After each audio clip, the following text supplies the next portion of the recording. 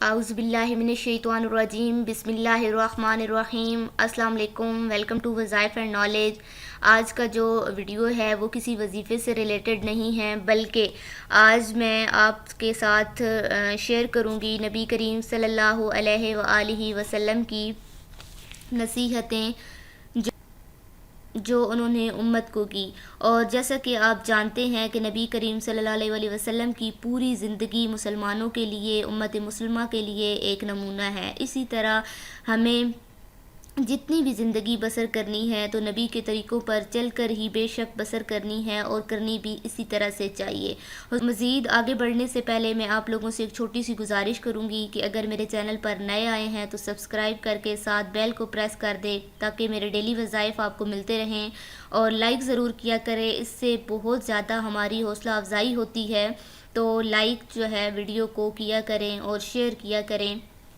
Topic پر آتے ہیں۔ سب سے پہلے نبی کریم صلی اللہ علیہ وآلہ وسلم نے جو نصیحت فرمائی حضرت معاذ رضی اللہ عنہ کو، آپ صلی اللہ علیہ وآلہ وسلم نے فرمایا ہمیشہ سچی بات کرنا، جھوٹ نہ بولنا۔ اس طرح جب ہم کوئی بھی بات کرتے ہیں تو ہمیشہ سچ بولنا چاہیے۔ سچائی ہی مومن کی صفت ہے، سچائی ہی مومن کا ہتھیار ہے، کیونکہ جب مسلمان ہو اور سچ نہ بولے تو ایسا کیسے ممکن ہو سکتا ہے کہ وہ مسلمان ہے۔ ہمیشہ ہمیں سچ بولنا چاہیے، ہر حال میں سچ کو اپنانا چاہیے، سچ سے منہ بالکل بھی نہیں موڑنا چاہیے، چاہے ہمیں جتنا بھی خطرہ ہو، جتنا بھی مشکل ہو، لیکن ہم ہمیشہ سچ کا ہی ساتھ دیں۔ کیونکہ جب ہم ایک جھوٹ بولتے ہیں اور اس ایک جھوٹ کو چھپانے کے لیے ہم 100 جو ہے نا اور جھوٹ بولتے ہیں، یہ کہاوت بھی ہے کہ ایک جھوٹ کو چھپانے کے لیے 100 اور جھوٹ بولے جاتے ہیں۔ تو اس وجہ سے بہتر نہیں ہے کہ ایک ہی سچ بول لیا جائے، بے شک وہ کڑوا ہی کیوں نہ ہو، لیکن وہ وقت پر بول لیا جائے تو اس کے لیے ہمیں پھر مزید آگے جو ہے وہ مشکلات نہیں اٹھانی پڑتی۔ دوسری، آپ صلی اللہ علیہ وآلہ وسلم نے جو نصیحت فرمائی کہ کچھ بھی ہو جائے وعدہ پورا کرنا، جس طرح قرآن مجید میں بھی اس کا ذکر ہے کہ فرمایا کہ وعدہ کو پورا کرو، قیامت کے دن بے شک اس کا سوال کیا جائے گا، اس کے بارے میں حساب ہوگا۔ یعنی دوسری نصیحت جو ہے وہ وعدہ کو پورا کرنے کے لیے کہا گیا ہے۔ وعدہ کو نبھانا جو ہے وہ بہت ضروری ہے۔ اگر وعدہ کر لیں تو پھر وعدہ نبھائیں، اس کو پورا کریں۔ تیسری نصیحت امانت میں خیانت نہ کرنا۔ آپ جانتے ہی ہوں گے کہ نبی کریم صلی اللہ علیہ وآلہ وسلم مکہ سے جب روانہ ہوئے تو آپ صلی اللہ علیہ وآلہ وسلم نے حضرت علی رضی اللہ عنہ کو اپنے بستر پر سونے کے لیے کہا۔ حضرت علی رضی اللہ عنہ جب آپ کے بستر پر سو گئے تو اس کی وجہ یہ تھی کہ نبی کریم صلی اللہ علیہ وآلہ وسلم نے فرمایا کہ حضرت علی رضی اللہ عنہ سے کہ یہاں پر سو جاؤ، کہ جتنی بھی امانتیں ہیں سبھی کو واپس کر کے مدینہ تشریف لے آنا۔ کہ انہوں نے ان کو اس لیے کہا تھا کہ آپ جو ہے جو امانتیں ہیں وہ لوٹا دو جب، تو پھر مدینہ شریف میں آپ تشریف لے آنا۔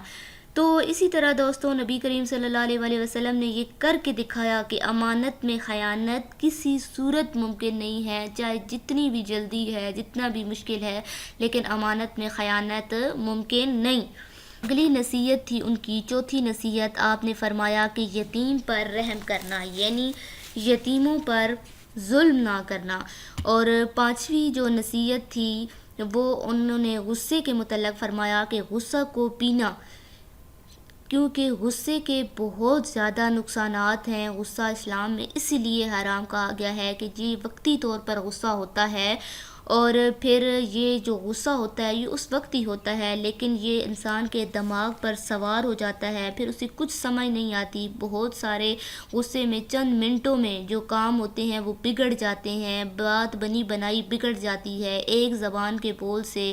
جو ہمارا جو غصہ جب برداشت نہیں ہوتا اور ہم بول دیتے ہیں تو بعد میں اس چیز پہ ہم پچھتاتے رہتے ہیں، بعد میں ہمیں جو ہے اس کا بہت زیادہ خمیازہ بھگتنا پڑتا ہے۔ پھر ہم بعد میں یہ بھی کہتے ہیں کہ کاش ہم یہ نہ کرتے تو یہ نہ ہوتا، یہ نہ کہتے تو یہ نہ آج ہمیں دیکھنا پڑتا۔ غصے میں ظاہری سی بات ہے انسان جب ہوتا ہے تو اسے کچھ پتہ نہیں چلتا، گھر تباہ ہو جاتے ہیں۔ تو یہ کس کی وجہ سے ہے؟ صرف اور صرف غصے کی وجہ سے ہے۔ تو غصے کو اسی لیے کہا گیا ہے کہ پئیں، غصہ آ جائے تو اس کو پی لیں۔ کیونکہ وقتی طور پر جب ہم غصے کو پینا مشکل ہوتا ہے، لیکن پئیں تاکہ ہمیں کوئی بڑی غلطی ہم سے اس وقت نہ ہو جائے۔ اسی وجہ سے کہا گیا ہے کہ غصے میں فیصلے نہ کریں، کیونکہ وہ فیصلے جو ہیں وہ ہم جب غصے میں جذباتی طور پر کر دیتے ہیں تو بعد میں وہ ہمیں ہی بھگتنے پڑتے ہیں، اور غصے میں کبھی بھی صحیح فیصلہ نہیں ہو سکتا۔ اس لیے غصے کو پینے کے متعلق آپ نے نصیحت فرمائی کہ غصے کو پئیں۔ چھٹی نصیحت جو تھی وہ ہمسائے کی حفاظت کرنا۔ آپ نے یہ بات سنی ہوگی کہ جب بھی کھانا کھانے لگیں، جب کھانا کھاؤ تو کسی کو ساتھ ملا لو، یہ بھی نبی کا فرمان ہے۔ یعنی جب تم کھانا کھانے لگو تو ہمسائے سے پوچھو، اگر تمہارے ساتھ کوئی نہیں ہے تو تم کسی کو ملاؤ۔ یعنی کہ کیا ہے کہ اپنے ہمسائے سے پوچھو کہ وہ بھوکا ہے، اس نے کھایا ہے، آپ پیٹ بھر کے کھا لے اور آپ کا ہمسایہ بھوکا بیٹھا ہوا ہو، تو یہ ہے کہ ہمسائے کا حال حوال پوچھتے رہنا کہ وہ کس حال میں ہے۔ تو یہ نصیحت انہوں نے فرمائی، چھٹی جو نصیحت تھی اپنی امت کے لیے۔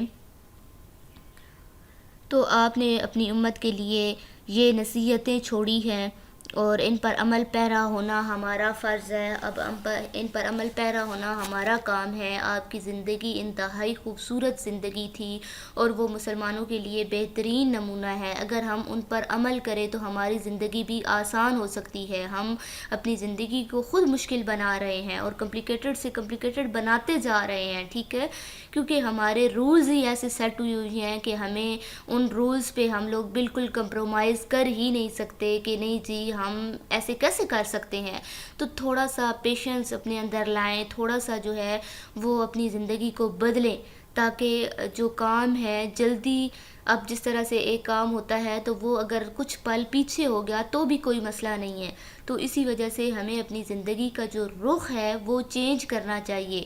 تو آخر پہ آپ لوگوں سے یہی گزارش ہے کہ میرے چینل وظائف اینڈ نالج کو سبسکرائب کریں، شیئر کریں اور لائک ضرور کیا کریں ویڈیو کو۔ اپنا اور آس پاس کے لوگوں کا خیال رکھیے۔ ملتے ہیں نیکسٹ ویڈیو کے ساتھ۔ اللہ حافظ۔